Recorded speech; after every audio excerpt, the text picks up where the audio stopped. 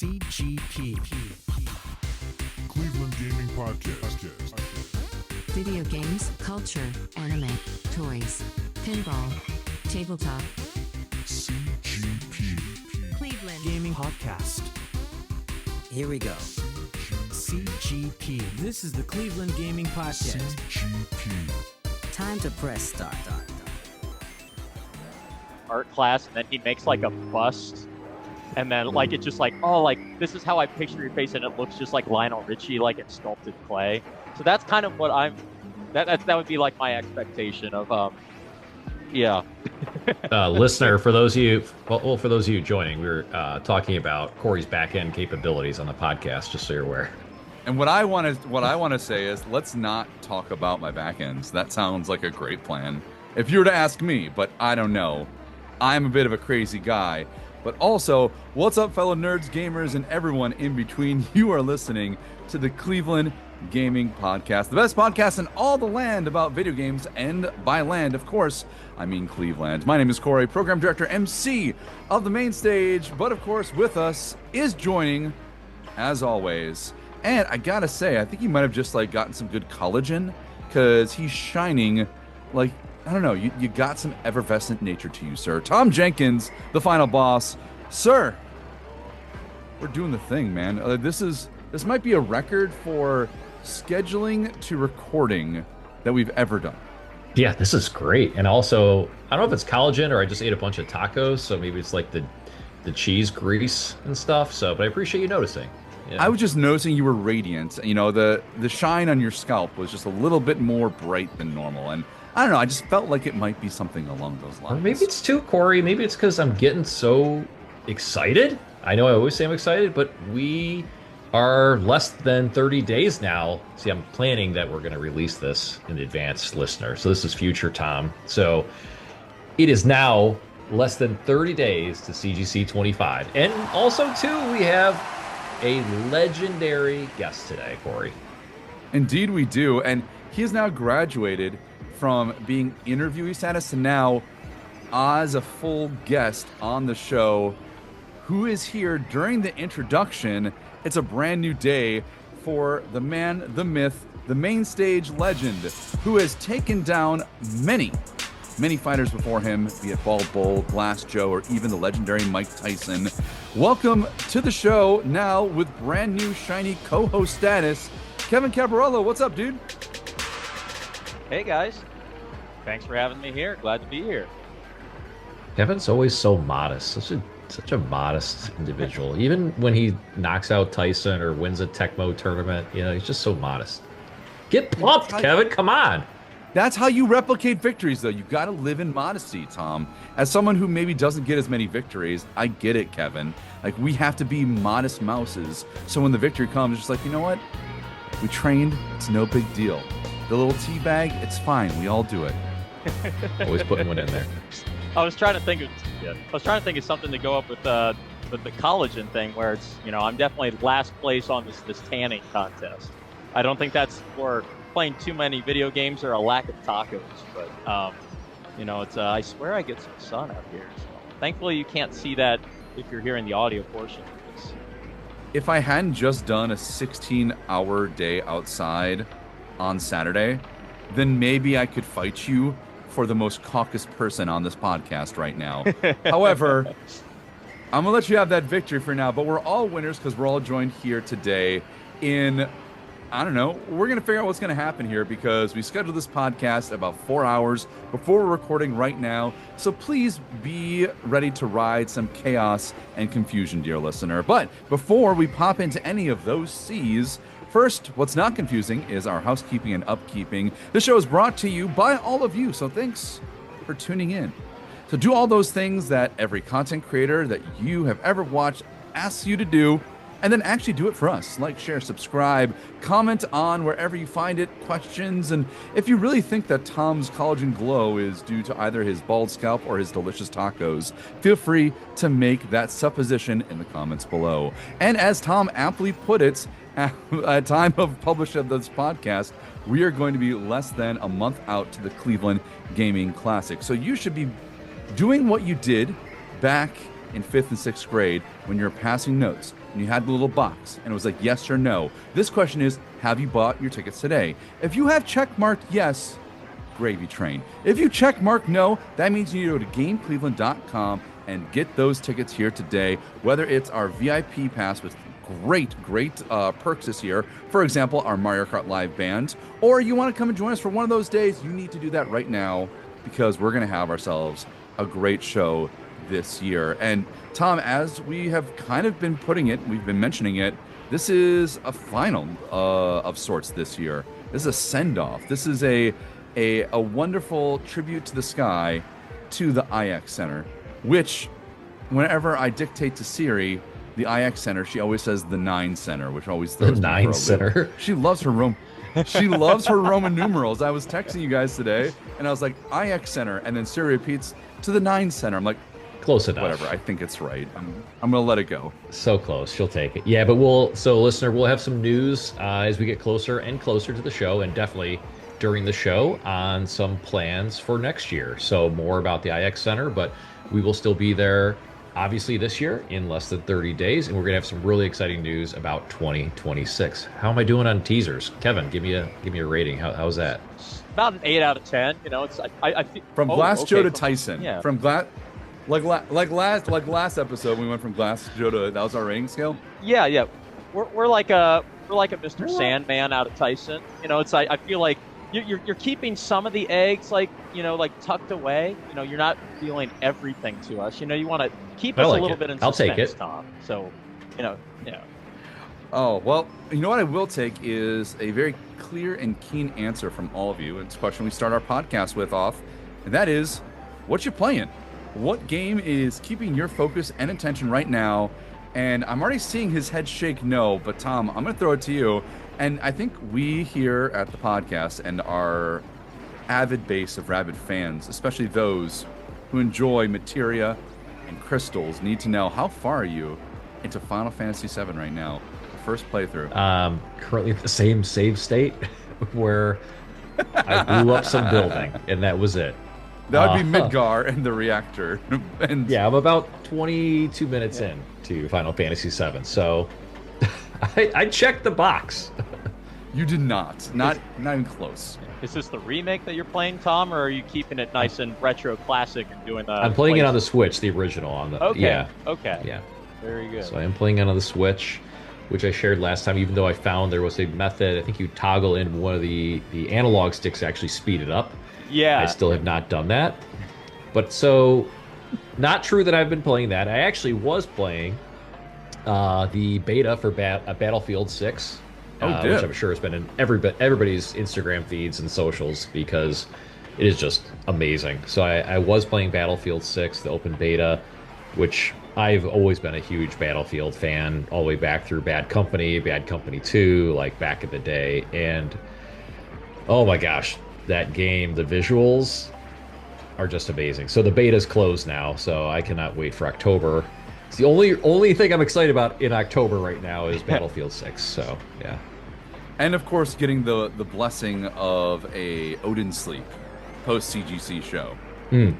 Yes. Oh my gosh, that's me. Glorious. So I don't know. I'll pass it to Kevin. Kevin, what are you playing? So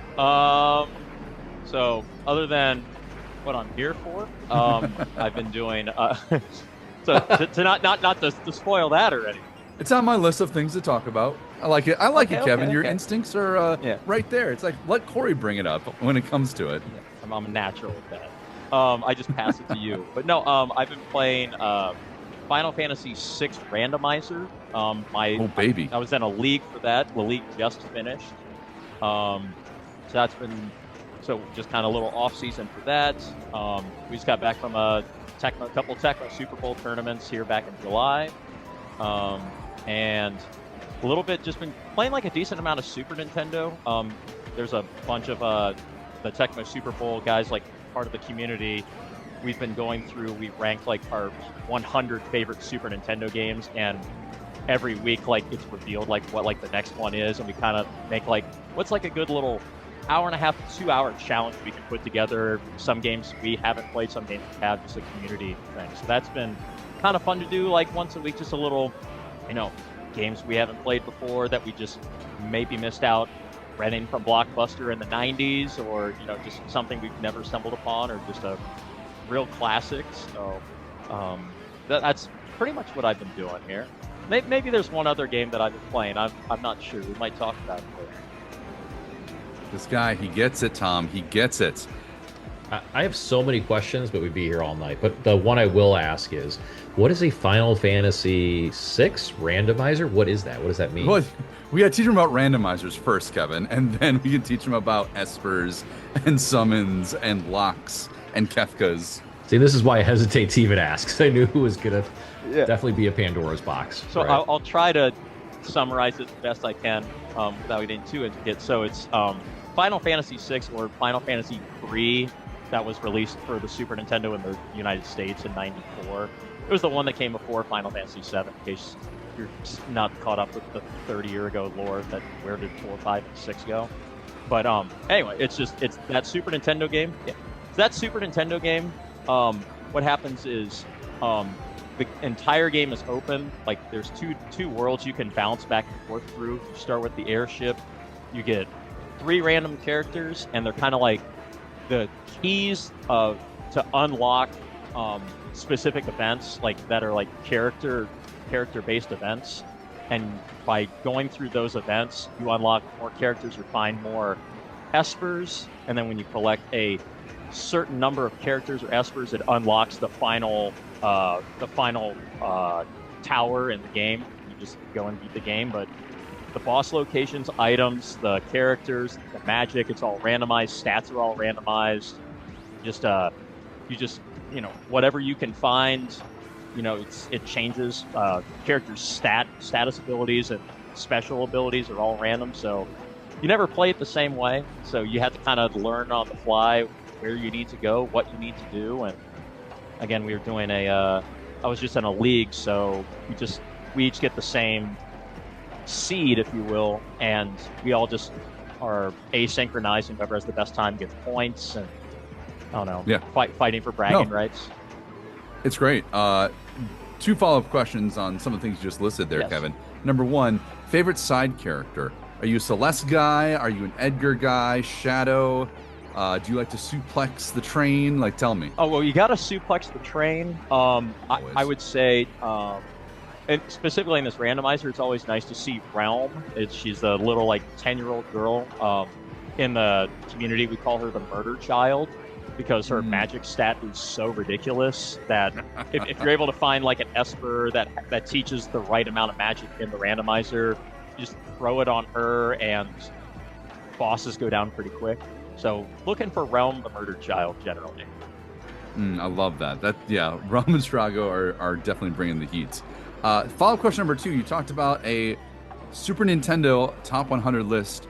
Please tell me that Looney Tunes basketball made the list somewhere. Yeah, in fact, we just played it maybe 2 months ago. It was somewhere I want to say it was about 70, somewhere in there. That's a respectable number. I will take that for that game. We're only about halfway through the list here, so we just played that recently. Heck yeah. Tom, I will challenge you to some Looney Tune basketball any day. I just Googled it. I've never heard of it or seen it, but I may have to buy it for the show. Oh, it's great. It's great. Sunsoft classic. Yeah, Tom's got Punk Shot on lockdown. No one's going to beat him on Punk Shot. But I'll take you in at least some basketball, and Looney Tunes is my game of choice. Looney Tunes That's B-ball. right. I like how they even called it B-ball. That's so good. We have to keep it So mid 90s. 90s slang and keep it fresh, I'm just looking at this cover art. It is just a gem. So, It's so rad. oh man. Give me a Daffy Duck and Marvin the Martian combo, and we'll see how you stack up. Don't spoil it. Okay. Don't saying. spoil my lineup. That's unbelievable, Kevin. Unbelievable. You hear this guy? Actually, that's not. I do have a different combo. There's one character I think I'm just nights out. I got it. For any listener just taking notes on Looney Tunes B-ball, this is now the podcast episode for you for pro tips. Yeah. Who knew we were getting so specific, but here we are. This is what happens when we don't have a script, y'all. This is what happens. But you know so much about Looney Tunes basketball. What are you playing, Corey? What are you actually playing, or are you playing Looney Tunes b-ball? I'm not playing Looney Tunes b-ball. Shoot. I know, right? Shoot. Nice pun. I like that, Tom. Well done. Damn. Oh, well. Oh, he surprised yes, himself. I did I that love it. intentionally. Sure. Couple games. Right now I'm just like kind of bouncing between a bunch of stuff. I'm trying to complete something before the show if I can. So that's between Persona 3 Reloaded, which I've talked about a bunch, and is still according to votes on YouTube, the best soundtrack of all time from our poll, Tom. It's still there. Actually, it changed. It's now Mega Man. It actually got more votes now. Mega Man 2 or what? Just Mega Man in general? It was because it was the franchise question earlier in the season. So yeah, that makes sense. I mean, that's the easy casual choice, and it's in some ways it's probably the right choice. Like if you get the entire series, like you can't go wrong. I mean, I will put any of the acid jazz of Persona up against that any day, but that's a different podcast and a different topic entirely. Also, Donkey Kong Bonanza, I'm now in the collecticon of it, where I'm like, I cannot complete a level until I get all the bananas. I can't do it. So now I'm just like, all right, is today a day where I'm going to complete an entire floor? Do I feel like I can get all those bananas? Probably not. And then I just like move on and pick something else. But I've actually been streaming a lot. I'm going to be doing some CGC stream appearances pretty soon with some of my Magic friends. Shout out to Shy. Might be joining Zbex, another friend of mine. And we will see if we get all those things going down. But Tom, you know how it goes. It's crunch time. Our hours to play games dwindle as our responsibilities for the show increase, as the sliding bar goes. It's a lot of bad news. That's all that means. And also, I have more to pile on. $68 for Looney Tunes b-ball. Pass. What? Yeah, I knew it. I had this feeling. I'm like, the game is too sweet to be like $2. It's so sweet that it can't be 40. And I'm like, I bet you Tom's gonna balk at this price. Complete in box, $220. Yikes. Yeah, I believe it. But what I have been playing though to get ready is I've definitely been grinding some Soul Calibur 2 because it's on the Wii Shop, and if I have space, time, mentality, and energy, I will definitely set up a kiosk near the main stage. And if anybody wants to challenge me, I'll give them a prize if they can beat me. Cause you're really good at that game. Yeah. My Soul Calibur 2 is to your Halo 2, Tom, and not quite on the level of your Punch-Out, Kevin. You're insane at that. I'm not at that level. But the point is made nonetheless.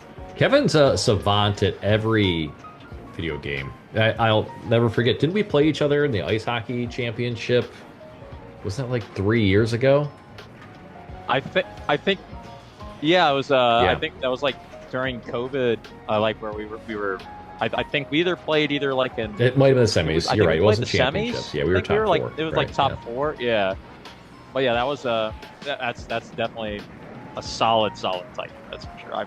I may be biased because I might have won, but you're allowed to be biased though if excellence is reigning. You're allowed. That's just math. Yeah. It's like girl dinner. That's boy video game math. Yeah, that's the parallel, right? Exactly. Yeah, that's it. But let's rewind a little bit. You guys are actually talking about something we talked on the podcast the last time you were here, Kevin, the ice hockey finals. And last time we were also talking about your coming appearance, Kevin, at CGC 2024, where we were going to get our rematch between you and the entire crew, including Mike Tyson. And this year I was able to join you for that show. And damn, Kevin, I've seen you do this run multiple times.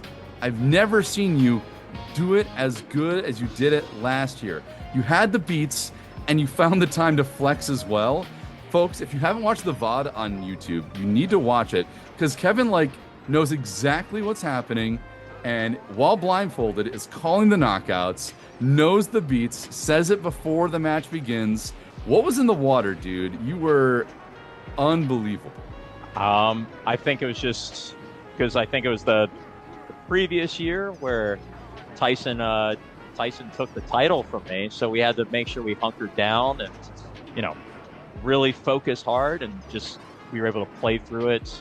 I think we just 14-0'd it, just very few hiccups, but when we did have a hiccup, I think I even call it out. It's probably on the VOD too. You did. Where it's just like, oh well, he hit me. Well, we're gonna do this here in about 3 seconds, and then we're gonna wipe. It's just like you said, I'm just calling my shots the whole time, and it was good to get it all together. It's the redemption arc, if you will. You know, it was I don't know, it's like the Rocky 2 of video game challenges. It really was. You were like basically a prophet in that moment. Tom, have you had a chance as well to see, but on top of that, to see the fashion that Kevin brought to the equation last year? Oh, it was just like straight, I got this, don't worry. It was like the extra commentary and just talking through it. Yes, I remember it. I haven't watched it in a while, but I distinctly remember. And I felt like it was built up so well. I was starting to think that 2023 may have been like, you threw it for purposes of, the rematch in 24. I don't know or not. We'll never know. And Tom, I hear how you took my phrase of fashion and interpreted that as the way in which, but I'm talking about his literal fashion sense. Oh. Because that pink onesie, I mean, did you see? You must have seen that pink onesie, Yes. Tom. That was breathtaking. And I have hordes of CGC fans who've been clamoring to get the inside scoop of how that onesie came to be, how you were able to do that on the stage with the lights shining on you, and you still barely broke a sweat. Kevin, what's the story behind the onesie? Well, I mean, I can't say I barely broke a sweat because that thing, we were pouring buckets with all the lights on me and everything, but it finally soaked up everything. But I just wanted to add like a little bit of flair to it. I just wanted to get the pink sweatsuit that's from the little cinematic in between the major and minor circuits and the world circuits, where Little Mac is just running down the street. Got Doc Lewis, so he's in the little pink jumpsuit, runs across the Statue of Liberty. Figure just get in character. I don't think it was that elaborate enough where I could have been in the cosplay that happened about an hour before my run. So it just wasn't good enough. Also, shout out to the cosplay contests that are at CGC. Check them out. See that nice little plug I did there? It's great. Man, talking to programming already. Look at this. Fashion and style.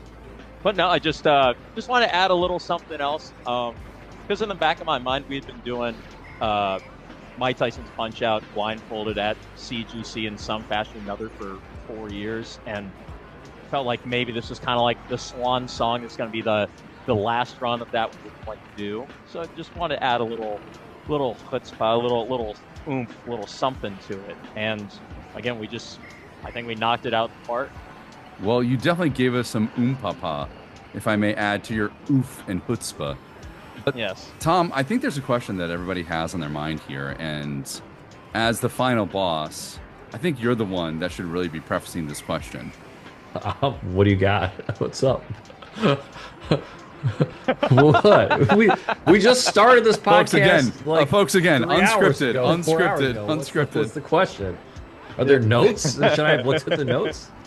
Well, Kevin alluded the swan song to Punch-Out. Oh, yeah. So, Kevin, what will you be doing this year? Was that? There's the question. Oh, yeah. Hold on. Hold on. Okay. Let me try it again. Yeah. So, Corey, it's really Tom. interesting, Corey. Yeah, and Kevin, like you're talking about, it was a fantastic send-off.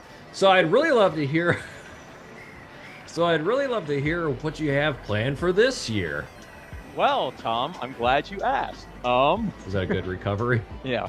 I think we'll let the listeners decide. That was a I'm not glass. making That was a glass Joe out of recovery. ice. Yeah, that was a glass Joe level of segue. So yeah, so instead of doing Mike Tyson's Punch-Out blindfolded, we thought we'd up the ante a little bit. We are going to do Super Mario 64 and beat the entire game blind. And we're gonna do that on folks. My goodness, that's something. I mean, if you haven't followed Kevin and his Twitch, which, by the way, listeners, you should. He's been like getting these runs under his belt, and I think recently, what did I see? Did I see 49? Did I see 39 minutes? What was the time? Yeah, we just set up TV. It was 38 minutes 36 seconds. Wow. So we just got it under the 40-minute mark here. That's amazing. That's amazing. And I can't even. I mean, I think there's there's something to do. And, Tom, you and I were actually visiting another friend of the show when we were talking about this, Kevin. We were at Boss Chicken and Beer, and we were filming a CGC on the street when we were like kind of locking down you, Kevin, earlier, and you were saying you're going to put a little practice in and see if you can get this done. And from then, which I think was May, to now, not only was the challenge completed within the hour that I can give you for the programming slot, of course, I'll give you more if need be, but also now you're down to sub 40 minutes. So I guess question number one that I got, what drew you to Super Mario 64 in the first place? It really was just, like I said, not even just for CGC itself, but just the Tyson blindfold. Like, I felt like it kind of run its course. I just wanted to find something new, like some fresh meat, and trying to think, in terms of, what's something that's fun, that's watchable, what's relatable, what's a game that everyone has played, and also like not, incredibly difficult. It's difficult, don't get me wrong, but just something that I think would be able to be done well in a live setting or just on just my Twitch stream, and doesn't take up too much of my time. So that's kind of, we went for Mario 64. I think probably everybody under the sun has at least played it in some fashion, whether it's the original console or you got it on the Wii or Switch, what have you. So we went with that, and thankfully we started learning it back around late December, mid-December. And thankfully the person... Incredible. The person who had like the world record, someone had actually done it before, they put together like they had like a comprehensive, like, hey, if you want to get into learning how to do this, here's like I think it's like a 6-hour tutorial explaining here's like the basics of it. So I just kind of watched a little bit of chunks of it like as time went on and tried to incorporate my own strategies, and now we're here and beating the game consistently in a pretty decent time, and feel real comfortable bringing it to Cleveland here next month. It's incredible. It's incredible. And as soon as we, when Corey and I were first talking about it, and we're talking about you, Kevin, and how this may be a reality, I remember I went home, I think that night, Corey, too, and I just found the video that I watched. There's like a whole history of playing Super Mario blindfolded and the different star runs you can do and the different strategies, then, uncovering what initial strategies, like with all these games, the first person that does it does this, the second does this, right? They listen for cues or sounds or jump a certain way, similar to what you would do in Punch-Out. So it seems like you're able to apply some of those similar practices, I imagine. Yeah, it's similar in a lot of those ways where, just having some blindfold background definitely helps in terms of just recognizing like audio cues or listening to music and knowing where to go, or just being able to kind of find your surroundings. But it's unlike Punch-Out, like you're kind of like in a static area. I mean, just standing in front of a seemingly like 9-foot tall boxing dude, and you can only move like left and right and duck. Like now you have the full like 3D world to deal with, and now you have like a joystick instead of just up, down, left, and right. So had to incorporate a lot of different things, but many of the practices from either Tyson blindfolded or when I was working a little bit on Super Mario Brothers 1 blindfolded, they're able to be kind of used for this, but just on a grander scale. And I think it's just not to toot my own horn, but like I'll do runs and like I'll watch them back, not just for just to take notes on what I've done right and wrong and what works, but just out of just sheer enjoyment of just watching the run itself. Well, you may not want to toot your own horn, but I will on my side toot. But Kevin, I do want to know, because the game itself has an enduring legacy, whether it's a shift of technology phases, going from, as you mentioned, the 2D plane to the 3D realm. And one thing too, in my research of this game, after you kind of hinted at this a few months ago, is that Super Mario 64 is a highly breakable game from all accounts. In your experience, is that a true statement? I wouldn't say it's a completely broken game, but there are quite a few things that we do in the run that just makes the game go by a lot quicker than it can. I mean, this was the launch title game from the N64, like the first 3D game. They hadn't figured out, camera work or how to, build 3D models, the way that most games are done today. So, like, right. Yeah. We're pre-Unreal Engine by quite a distance. Yes. And now that we've had 30 years of, hacking into this game and figuring out how things work, I guess you could kind of call it broken, but it just, a lot of it is fun. And from like a speedrunning standpoint, I feel like Mario 64 is like one of those, like, if you want to get into speedrunning, Mario 64 is like a really good game to get started with. Like, it's one of the biggest communities. It is, I believe, the largest retro community of like anything that was like pre-2005 that's like fun, at least in terms of like viewership or following, like on Twitch. And is it pretty active still? Like, where so are you talking to people pretty actively about it today? I guess, or just using reference material, or using like reference material from what you can find in other runs. I'm just saying, just from what I can find, because I'm not really into the Mario 64 community. I just run it blindfolded, which is weird. It's like, I actually like for Mario 64, I don't think I've beaten the game normally in like 15 years. I just up and learned the run. Like, there are about half the levels in Super Mario 64 I legitimately have not played in 15 years. So if I happen to like if I'm doing the run at the show and I accidentally go into like Jolly Roger Bay, which I normally don't do, I don't have a clue like where I'm at, where my surroundings are, other than just, all right, let me think when I was probably like 25 years old, the last time I actually played the game normally, like, and then just kind of guess it through or just save and quit. And it's a water level, so it's near the worst, right? Oh, especially in the 3D area. Yeah.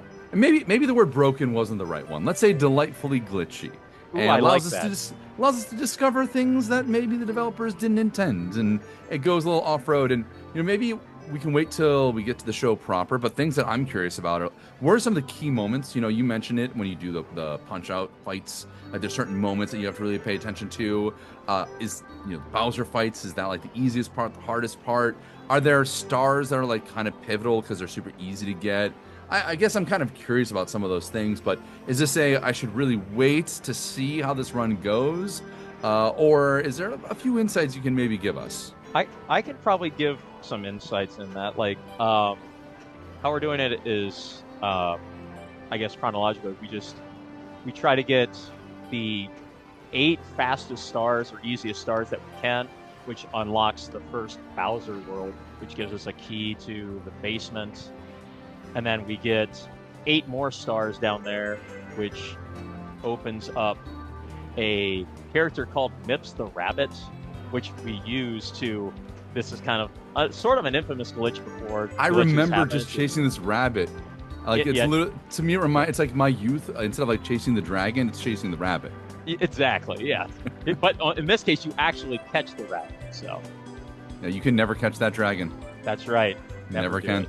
Never can.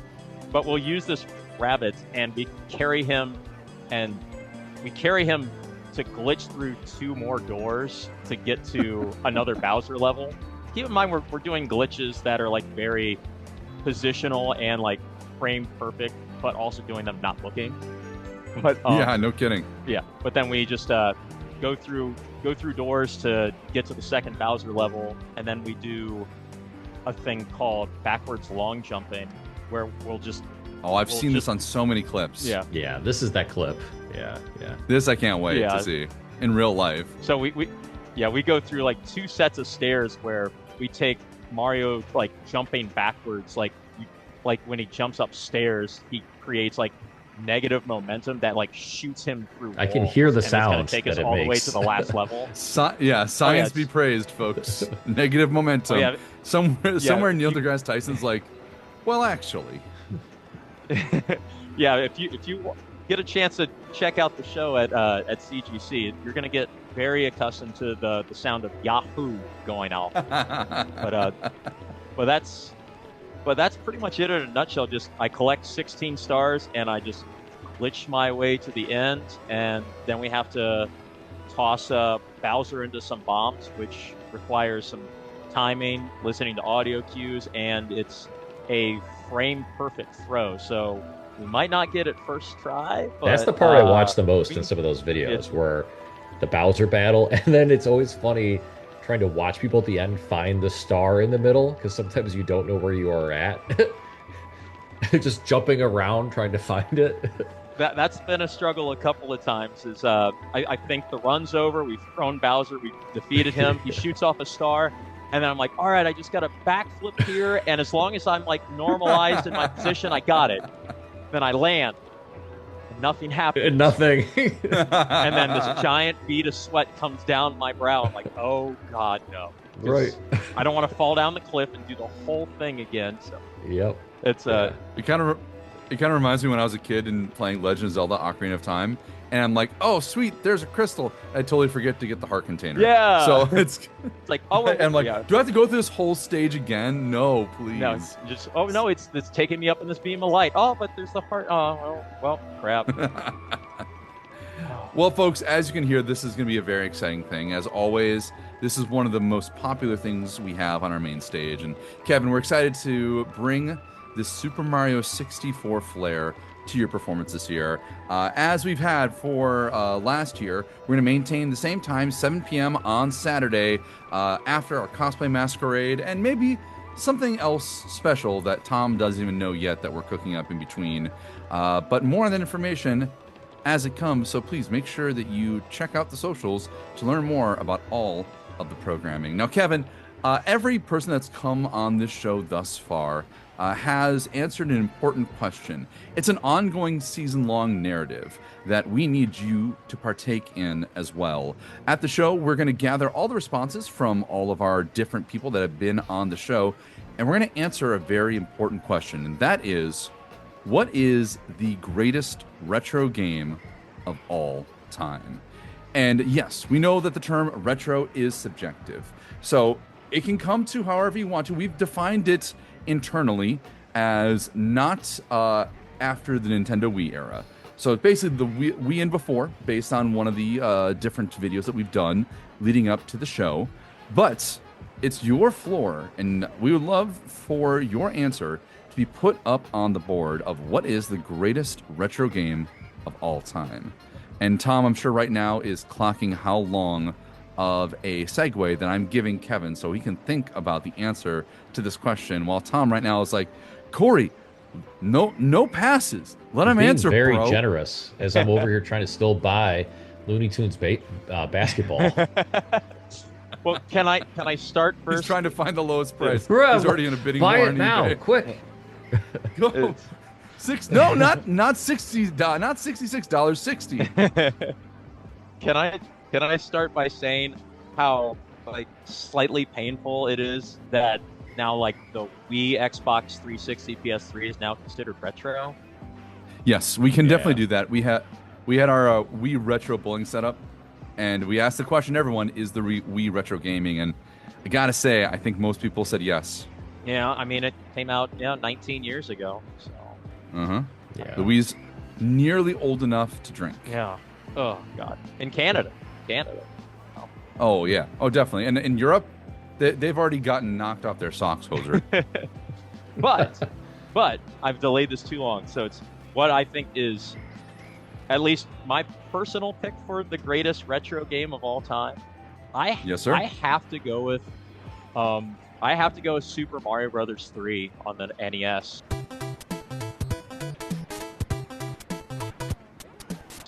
Oh, all right. All right. I don't That know if hasn't that's come up yet, right? Has that come up yet? Are or you no? serious? I don't think it has. Okay, we've had Final Fantasy VI.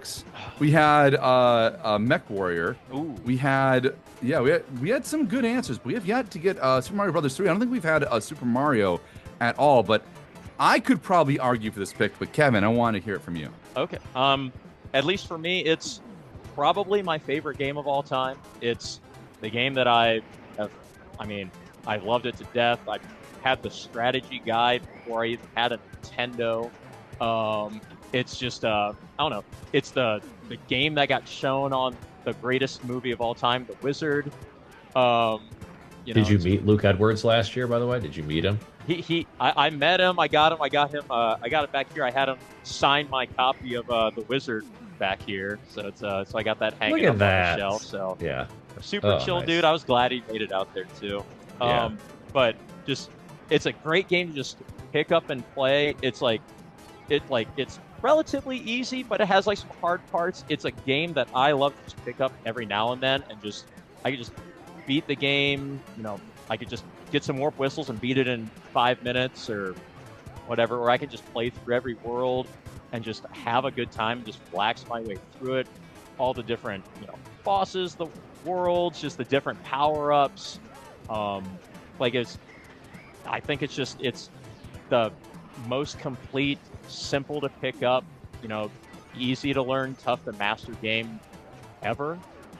And I can't gush enough about Mario Brothers 3. That's just my pick on that, especially for historical purposes and just personal preference.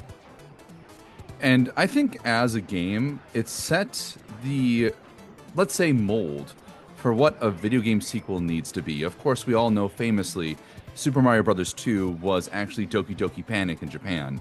But Mario 3, when they went to make it, they knew that they were going to try and make a successor to the wildly popular Super Mario Bros. I mean, when something is so popular that it can make both a daytime cartoon and a serial, that you're in for a tall task. But Mario 3, I think, did that in spades. So, Kevin, I love that you put that game up there on the list. Yeah, I'm surprised no one had said it yet, actually. So I just thought that was going to be like, you've already had people, gush over it, but I'm glad to throw it on the CGC Hall of Fame list. Yeah. And Tom right now is, I think, getting a chance to breathe a little bit by the mention of a game that doesn't probably cost $66. So he's like, wait, I can get this one. This one I'm good on. Or that doesn't start with Final Fantasy. No, I mean, I could still see my strategy guide. I mean, oh gosh, yeah, as you're talking about it, I would just, yeah, but he's pointing to it in the background. So, I mean, such a good pick. So good. Well, as we are developing that program, of course, Kevin, you're invited to come and advocate to see if maybe Super Mario Bros. 3 ends up being the greatest retro game of all time. But that's going to go to the show itself. But this podcast is not quite over yet because we still have one more thing. Now, all of our listeners, you know that the episodes end with some kind of game engagement. And this is one of the first times, not purely the first time we've had a returner on the show. Of course, we have Dan Lallo, who's been on the show a few times. But, this is one that's, the return of one of our guests that are now one of the MCs of the show. So, Kevin, I decided that I was going to pull out the archive for this one. I went to the last episode, and I was like, what do we do for the last episode? So, here's what I'm going to do, is we're going to refresh ourselves on all the challenges that we stated for you in the last episode, Kevin. Oh, crap. And then we're going to see if any of them still strike a fancy accord. And I've also listed 3 new challenges to add to the allotment. So maybe for 2026, we might have some more programming that year. And if I need to get you to do multiple things, now I've got the wheels turning a little bit more. I like it. I think I remember a couple of these now that you mentioned. I kind of forgot we played this game. So yeah, let's fire them off here, see what we got. So I'm just going to list all of them that we did previously. I'm going to read them all off right now. And then, Kevin, I want you to just pick one that you think really makes a lot of sense. We have to go through all of them individually. If you want to listeners hear his thoughts on his scale of the challenge from Glass Joe to Mike Tyson, which was our rating scale, go and listen to Punching Above Our Weight Class in Season 1. But let's go ahead. We're going to go through them here. And Kevin, see which one is right now your current Mike Tyson of challenges here. So from the last episode, we had the first stage of Ninja Gaiden tied behind your back, one hand behind your back. This is from Tom. When I re-listen to this one, I'm like, yeah, this is Tom and Kevin. I didn't come up with this one. It would be Kevin with Steve Krogan versus someone with an adept Randall Cunningham in Tecmo Super Bowl. Grogan, if you will. Krog.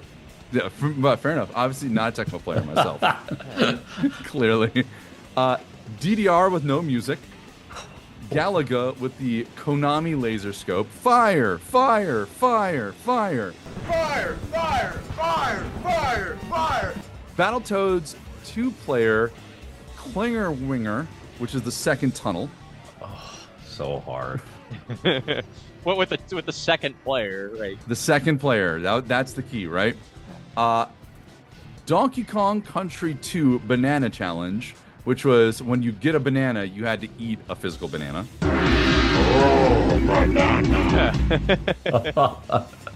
And then finally, Punch Out with the Power Glove.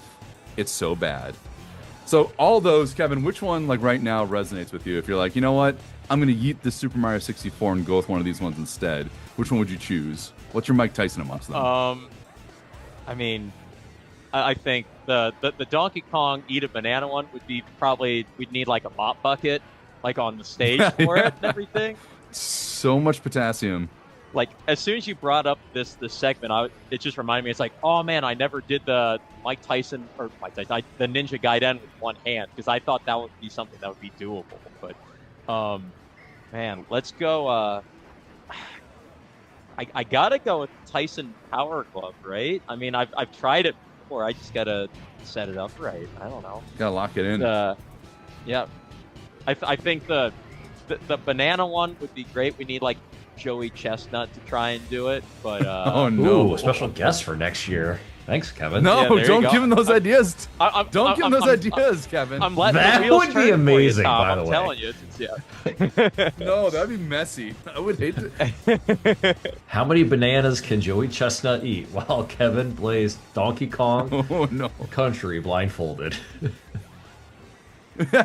So he's actually eating the bananas, and Kevin, you're trying to avoid them as much as you possibly can. But it's probably like a minimum, I think. And I was listening to myself, and I was thinking about it. I'm like, I think you have to get at least like 200 bananas at some point because there's like obligatory bananas in there. Maybe we can make them the small plantains or something. I don't know. Yeah, or like banana chips or something. You know, that way you just we're not making a mess all over the place. Yeah. But Yeah, this isn't Hot Ones. I think that would be the most entertaining one that you presented here. I don't know, Kevin. After the flare from last year, I would definitely pay to see you beat Mike Tyson with the Power Glove. Just, I could see you like with that Power Glove in the air, like just fisting out. I think it'd be great. I know what I said, Tom. I heard it. All right, I've keep got- going. Just keep going. We'll edit it in keep post. going. No, I'm not. At this point, I'm the one who edits it, so I'm going to make the choices. That Tom, was me for. Tom's got no time That was for me that. for not teeing up that question. That's Corey's one for the podcast. We each get one. There we go. Hi there, future Corey back here. I know, it's been a while. You're welcome. As you can tell, the previous somewhat lewd and subtextual joke did, in fact, stay in the podcast because comedy, like T-ball, sometimes you just gotta set yourself up and let it ride. And then you miss the ball, and that's when memes become a thing. Anyway, come see the show September 19th through the 21st. Bye! There we go. Okay, I got 3 new challenges, and these are kind of from different games here, but they are part of our demographic at the show. And I don't know, Kevin, if you're familiar with some of these, but we'll dive in and see what you think. Okay, so the next challenge would be a custom mod, so kind of like Randomizer. This would be a dating sim like Stardew Valley, but we reprogram the dating characters to all be characters from It's Always Sunny in Philadelphia. Yeah. Okay. That is awesome. I like that. I like it. On a scale of Glass Joe to Mike Tyson, how much do you want to date Sweet D the bird, or maybe the waitress? Oh God. Let's throw that in let's throw that in like a Mr. Sandman out of Tyson. You know, it's a. I don't know if we can present it. I would like to do it. I just don't. You know, at the show, I feel like it probably wouldn't be like kid friendly. It wouldn't be too PG. But I would definitely throw down for an It's Always Sunny dating. I mean, sim. Tom, are you telling me that Frank coming out saying I'm just going to be blasting everything is not appropriate? He's blasting. So Kevin comes out with kitten mittens on. Please. Kitten mittens, me. Yes. Meow. But actually, Your cat constantly? Legitimately, I was thinking about how can I make for the stage and also play it a recreation of Charlie McDennis Game of Games and have that on the stage. Like, I don't know if you guys have not seen you've seen that episode, right? The two of them? Yeah, we talked about that. I yeah, really yeah. want that Oh, yeah. someday. Oh, I yeah. really, really do. Considering that Tom every Friday posts the Happy Friday meme of everyone dancing. People now text me that it's Friday. I haven't posted it yet. It's like 1:00, and just random friends or people, Corey included, will just text me. It's no sunny post today. What's going on? It's just taking a life of its own for you, and you have to Yeah. embrace it, Tom. This next one is more valid after our conversations today, which makes me feel better. So this would be finishing an RPG of your choice. We can do Final Fantasy VI. That's fine. You want to do like Bravely Default. Maybe you want to do Chrono Trigger. But every time you use a potion or an elixir, you have to take a shot. Oh, I can think about that. Yeah. It's You're smiling too much, Kevin. You're smiling too much. well, it's I also speedrun Final Fantasy VII, the original one, and I'm just replaying in my head just how many elixirs or potions are used in the run normally. It's like, all right, so that's like, I think the answer is like 9, but it's over like 7 hours. So I think it could be doable without just falling down on the floor in the middle of the run. So So maybe we have to add a few more addendums to this game here. we can route around it so then I'm not like keeled over in front of a toilet. Every summon, you have to drink while doing the summon. So during Knights of the Round, you have to drink during that whole 2-minute animation. That's There we the go. chug. Okay, There we go. okay. I think we're on to something here. It's kind of like the Mario Kart drinking game or something, but now it's like RPG. Tom, elements. CGC After Okay. Dark? CGC After Dark? CGC After Dark. Let's go. We got some plans brewing. From Glass Joe to Tyson, where does that one land? Oh God. Yeah, we're at Super Macho Man. Like that would actually be. I would legitimately be. The interested in Bananas and trying. the Power Glove have a new contender for who's going to be at the top of the ring. I like it.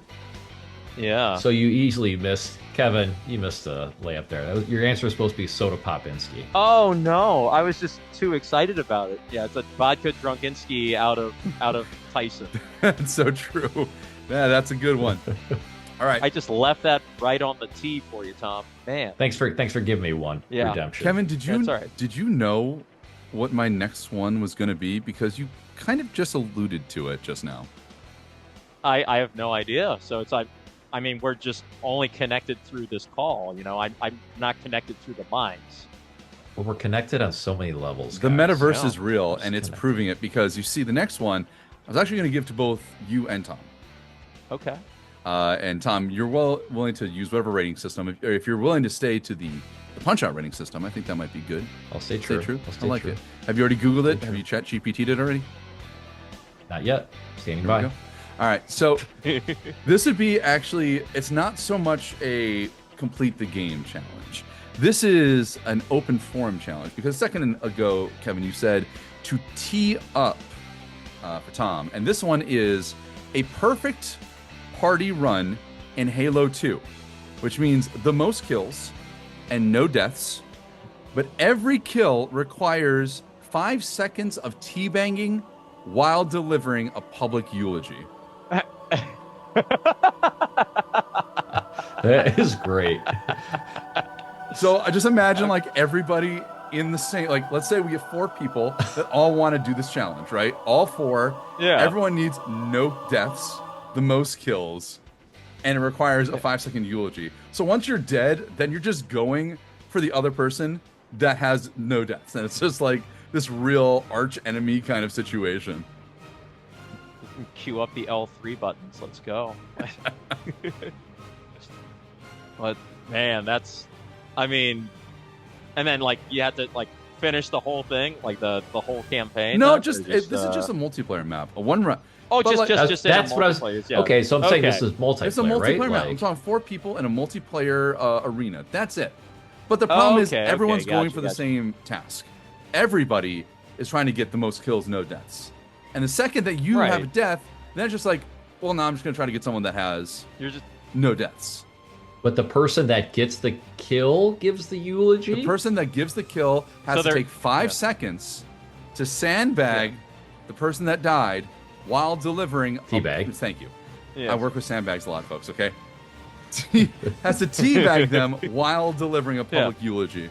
Are you allowed to Right. defend yourself while you're teabagging? You That was my you question. can defend yourself, but it should be a eulogy for the fallen. So if you defend your And you have to do it over the corpse? over the corpse, Well, Well, that's the whole point of you gotta teabagging, be, right? You got to be. Well, that's what I'm saying. Yes, Right. you're over the corpse. You're just a sitting yes, duck. you're sitting duck for 5 seconds. For my fallen brother, God rest ye, and here's my nutsack. And I've already snapped a nade stuck to your body, and that halfway through. So. Right? Okay. Oh, okay. Glass Joe to Tyson, Kevin. Let's go. Let's go King Hippo out of Tyson. Okay. Tom, what's your rating on this one? That is so. I mean, the last man standing is just pure luck and spawn. really I feel is. like. Yeah. So, so I feel like this is Bald Bull 2 because I feel like that's kind of how I feel when I'm playing Bald Bull 2. Like first time I'm like, okay, got it. Second time, Kevin, I know you're obviously gonna disagree, but I never know what I'm doing in the second one. It just feels totally random and a lot harder for some reason. So there you go. Yeah. I like it.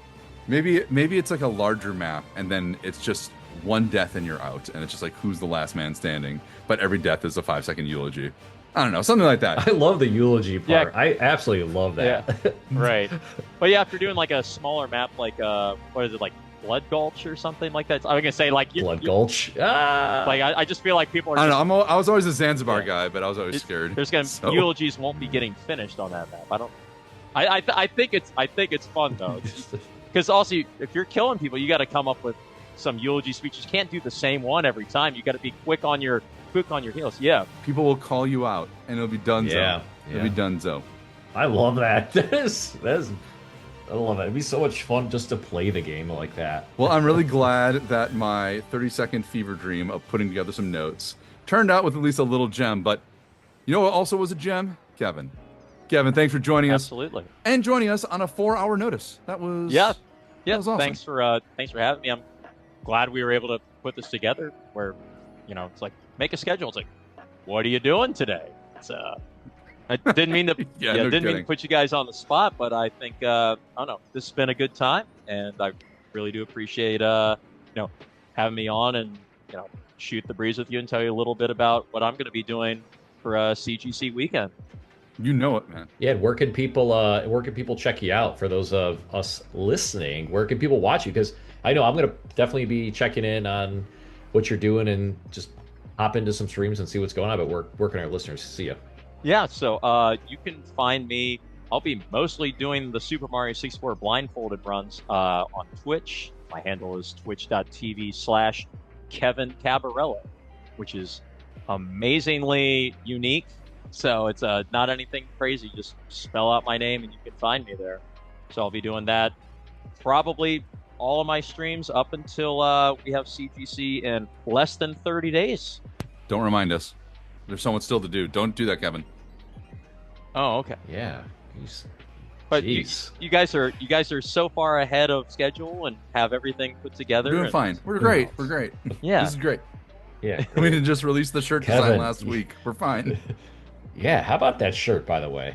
That shirt is what did the kids say? Fire? Yeah, that shirt is I fire. hate to say it, but I think Fire's a little old now. Oh I my know, god. I know. It's got Riz. As much as a shirt can have Riz, I think it has Riz. Yeah, it's risen or it's It's There you go. risen. It's golden. It's It's got golden. It's golden. K-pop Demon Hunter. Well, that's in K-pop. there. Demon There Hunters. we go. Hey, Oh, golden. there you go. We're not showing our age. Okay. It's K-pop Demon Hunter-esque. No, but Kevin, yeah, seriously, check. If you guys have not watched him, I always love watching your streams on Twitch and everything. You do a great job, and it's fun to see and hear your commentary and see you do it. And check it out. So thanks for being here, Kevin. Yeah, absolutely. And then Twitch Kevin Cabarello and also YouTube Kevin Cabarello. So I have some like highlighted stuff on the YouTube channel as well. So yeah, check it out, follow, subscribe. It'll also give you, if you do make it to the show, It'll give you kind of a sneak peek of what to expect on the stage. So yeah. Well, to our listeners, how excited are you for this Super Mario 64 journey? I know I have high levels of excitement. And are you willing to give your most recent kill in Halo 2 a nice eulogy while teabagging them? Let us know in the comments. And that's, of course, wherever you find this podcast, be it YouTube, on the podcast places where you download your audio goodness. And don't forget, the show is coming up, as they said, less than a month. IX Center, September 19th through the 21st. GameCleveland.com. Get your tickets today. And then do yourself a favor and say hooray. Corey, I just have a couple things I think we should say. I'm okay to keep Kevin What's that? here with us if we want. I just want to say a eulogy for this podcast episode, for all those that came before it and all those that will come after it. But for now, rest thy soul and save thy file on this podcast. And get a taste of these nuts as well. Jesus. Now I'm going to say that needs more teabagging. I needed something, Tom. But thank you, everyone, for listening. My name is Corey. And this is Final Boss Tom, along with Kevin Cabarello. And we'll catch you on the next episode of the Cleveland Gaming Podcast. CGP. Cleveland Gaming Podcast. Powering down.